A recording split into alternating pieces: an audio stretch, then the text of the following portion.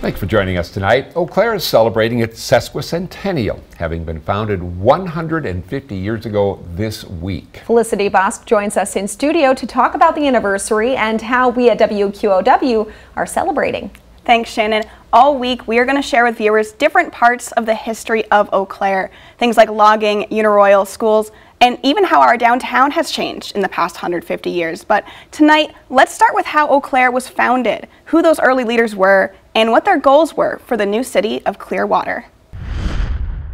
North Eau Claire here, north of the Eau Claire River, village of Eau Claire, which is east of the Chippewa River, and then the city of Eau Claire, Eau Claire City, was west of the Chippewa River. And those three communities came together in 1872 to form Eau Claire. The area we think of as Eau Claire today was once the dividing line between the Dakota and Ojibwe Native Americans, with the first Europeans arriving in the 1600s to trade fur. And they were mostly French, so you see that reflected in some of the names. The confluence of the Chippewa and Eau Claire rivers would eventually attract people to live here. And when the city was chartered by the state legislature in 1872, it was this river the community wanted to be named for. You know, there's the story that when the French explorers or traders came to the area, you know, the Chippewa is very muddy, but Eau Claire was a clearer river. And, you know, so then they say, oh, look, here's the clear river. You know, of course, the Indians living here had a different name for it, but you do see a reference before the city is chartered. You do see reference to it frequently being called Clearwater. I'm unsure why they chose to go with the name Eau Claire. It's something I never came across their reasoning why. Maybe they thought it was fancier or something. So some of the early community leaders include the first mayor, Hiram Graham, the first city council president, Texas Angel, and even leaders like Orrin Ingram, who were not politicians but were very influential in government.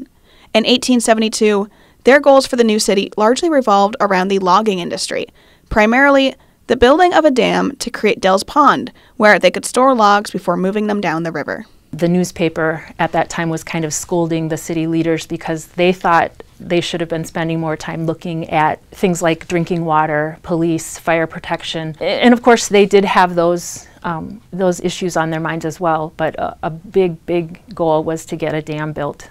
They were eventually successful, with the dam being constructed in 1878. Today, we can still see things like Dell's Pond, place names like Graham Avenue, and of course, the city of Eau Claire that went from 3 communities to 1 city 150 years ago this week.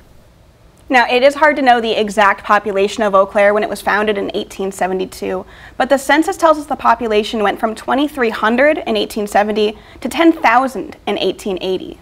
All right, thanks, Felicity. Well, you can tune in all this week for more stories exploring the history of Eau Claire. You can also read those stories at WQOW.com/history.